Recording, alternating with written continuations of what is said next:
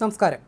മാനന്തവാടിയിൽ ജനവാസ മേഖലയിൽ ഇറങ്ങി കർഷകനും ട്രാക്ടർ ഡ്രൈവറുമായ അജീഷിനെ ചവിട്ടിക്കൊന്ന ബേലൂർ മെഗ്ന എന്ന കാട്ടാനയെ മയക്കുവെടി വെക്കുന്നതിൽ രണ്ടാം ദിനവും ദൗത്യസംഘത്തിന് പ്രതിസന്ധി. ആന നടന്നു നീങ്ങുന്നതാണ് പ്രതിസന്ധി സൃഷ്ടിക്കുന്നത്. ആന ദൗത്യസംഘത്തിന് മുന്നിൽ നിന്നും മറഞ്ഞതായിട്ടാണ് വിവരം. ആന മണ്ണുണ്ടി കോളനി പരിസരം ലക്ഷ്യമാക്കി നീങ്ങുകയാണ്. ദൗത്യസംഘം ആനയെ പിന്തുടരുന്നുണ്ട്. 4 കുങ്കി ആനകളും സ്ഥലത്തെത്തി. റേഡിയോ കോളറിൽ നിന്ന് ലഭിച്ച സിഗ്നലിന്റെ അടിസ്ഥാനത്തിലാണ് ആനയുടെ സമീപത്തെത്തിയത്. വനം വകുപ്പിലെ ഉന്നത ഉദ്യോഗസ്ഥർ മാനന്തവാടിയിലെത്തി. 5 DFOമാരാണ് ദൗത്യത്തിന്റെ ഭാഗമാകുന്നത്. 4 വെറ്റിനറി ഓഫീസർമാരും സംഘത്തിനൊപ്പമുണ്ട്. ജനങ്ങൾക്ക് ജാഗ്രതാ നിർദ്ദേശം നൽകിയിട്ടുണ്ട്. ആളുകൾ അനാവശ്യമായി പുറത്തിറങ്ങരുതെന്നാണ് നിർദ്ദേശം. മയക്കോടി വെച്ച ശേഷം ആനയെ മുത്തങ്ങയിലേക്ക് കൊണ്ടുപോകുമെന്ന് വനമന്ത്രി AK ശശീന്ദ്രൻ അറിയിച്ചു. കാട്ടിലേക്ക് വിടണോ കുങ്കിയാനയാക്കണോ എന്നതിൽ പിന്നീട് തീരുമാനമെടുക്കുമെന്നും മന്ത്രി പറഞ്ഞു.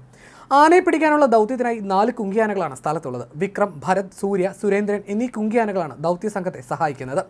കർണാടകയിൽ നിന്ന് പിടികൂടി കാട്ടിൽ വിട്ട മോഴയാനയാണ് ഇന്നലെ രാവിലെ മാനന്തവാടിയിലെത്തിയത്. ബാവലിയിൽ മയക്കുവെടി വെക്കാനുള്ള എല്ലാ സജ്ജീകരണങ്ങളും പ്രദേശത്ത് ഒരുക്കിയിരുന്നു. വനം വകുപ്പിന് പുറമെ റവന്യൂ, പോലീസ് ഉദ്യോഗസ്ഥരും സ്ഥലത്തെത്തിയിരുന്നു. ബാവലിയിൽ ജനങ്ങൾ അനാവശ്യമായി പുറത്തിറങ്ങരുതെന്ന കർശന ജാഗ്രതാ നിർദ്ദേശം നൽകിയിട്ടുണ്ട്. എന്നാൽ ദൗത്യം വൈകിയതോടെ പ്രതിഷേധവുമായി നാട്ടുകാർ രംഗത്ത് വന്നു. കർണാടകയിലെ ഹസൻ ഫോറസ്റ്റ് ഡിവിഷനിലെ ബേലൂരിൽ സ്ഥിരമായി വിളകൾ നശിപ്പിക്കുകയും ജനവാസ മേഖലകളിൽ ആക്രമണം നടത്തുകയും ചെയ്തതോടെ 2023 ഒക്ടോബർ 30-നാണ് കർണാടക വനം വകുപ്പ് ബേലൂർ മെഗ്നയെ മയക്കുവെടി വെച്ച് പിടികൂടിയത്. റേഡിയോ കോളർ ഘടിപ്പിച്ച ശേഷം കേരള അതിർത്തിക്ക് സമീപത്തുള്ള മൂലഹള്ളി വനമേഖലയിൽ തുറന്നുവിടുകയായിരുന്നുവെന്നാണ് റിപ്പോർട്ട്. ഇന്നലെ രാവിലെയാണ് കാട്ടാനയുടെ ആക്രമണത്തിൽ ട്രാക്ടർ ഡ്രൈവറായ പടമല പനശ്ശേൽ അജീഷ് കൊല്ലപ്പെട്ടത്. മതിൽ പൊളിച്ചെത്തിയ ആന അജീഷിനെ ആക്രമിക്കുകയായിരുന്നു. രാവിലെ 7:30 മാനന്തവാടി ചാലിഗതയിലാണ് കാട്ടാന എത്തിയത്. അജീഷ് പണിക്കാരെ കൂട്ടാൻ പോയപ്പോഴായിരുന്നു ആനയുടെ മുൻപിൽപ്പെട്ടത്. ഉടനെ അടുത്ത വീട്ടിലേക്ക് ഓടിക്കയറുകയായിരുന്നു. മതിൽ പൊളിച്ച് അകത്ത് കടന്നാണ് ആന അജീഷിനെ ചവിട്ടിക്കൊന്നത്. ആനയെ കണ്ട് അജീഷ് സമീപത്തുള്ള പായ്ക്കണ്ടത്തിൽ ജോമോന്റെ വീട്ടിലേക്ക് ഓടിക്കയറിയെങ്കിലും പിന്തുടർന്ന് വീട്ടിലേക്കുള്ള പടവുകൾ കയറി ഗേറ്റ് പൊളിച്ചെത്തിയ ആന അജീഷിനെ ചുഴറ്റിയെറിഞ്ഞ ശേഷം ചവിട്ടുകയായിരുന്നു. കർഷകനെ കാട്ടാന വീട്ടുമുറ്റത്ത് ചവിട്ടിക്കൊന്നത് വനംവകുപ്പിന്റെ അനാസ്ഥ മൂലമെന്നാണ് ആരോപണം. നാട്ടുകാരും ബന്ധുക്കളുമാണ് വനംവകുപ്പിനെതിരെ ഗുരുതര ആരോപണം ഉന്നയിച്ച് രംഗത്തെത്തിയത്. ഈ മാസം 2-നാണ് കർണാടകയിൽ നിന്നും റേഡിയോ കോളർ ഘടിപ്പിച്ച് വിട്ട ആന തണ്ണീർക്കൊമ്പൻ മാനന്തവാടിയിലെത്തിയത്. കർണാടകയിൽ നിന്ന് വന്ന ആനയാണെന്നും അതിനാൽ ആനയുടെ സ്വഭാവത്തെക്കുറിച്ച് അറിയില്ലെന്നുമായിരുന്നു വനംവകുപ്പ് പറഞ്ഞത്. പിന്നീട് ആനയെ മയക്കുവെടി വെച്ച് പിടികൂടിയെങ്കിലും ചരിഞ്ഞു. ആന ചരിഞ്ഞതുമായി ബന്ധപ്പെട്ട് CCF ഉൾപ്പെടെയുള്ള മുതിർന്ന ഉദ്യോഗസ്ഥർ നടത്തിയ വാർത്താ സമ്മേളനത്തിൽ കർണാടക വനം വകുപ്പ് റേഡിയോ കോളർ ഘടിപ്പിച്ചു വിട്ട മറ്റൊരു മോഴയാന കൂടി വയനാട് വന്യജീവി സങ്കേതത്തിന് സമീപത്തായി ചുറ്റിത്തിരിയുന്നുണ്ടെന്ന് വ്യക്തമായിരുന്നു.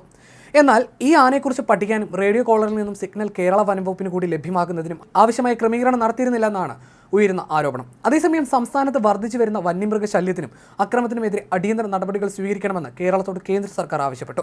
സംസ്ഥാനത്തെ വന്യമൃഗ ശല്യം രൂക്ഷമായ സാഹചര്യത്തിൽ ജനജീവിതം ദുസ്സഹമായി എന്ന് ചൂണ്ടിക്കാട്ടി രാജ്യസഭാ അംഗം ജെബി മേത്തർ കേന്ദ്ര വനം പരിസ്ഥിതി വകുപ്പ് മന്ത്രി ഭൂപേന്ദർ യാദവിന് നൽകിയ നിവേദനത്തിന്റെ പശ്ചാത്തലത്തിലാണ് കേന്ദ്ര സർക്കാർ സംസ്ഥാനത്തിന് നിർദ്ദേശം നൽകിയത്.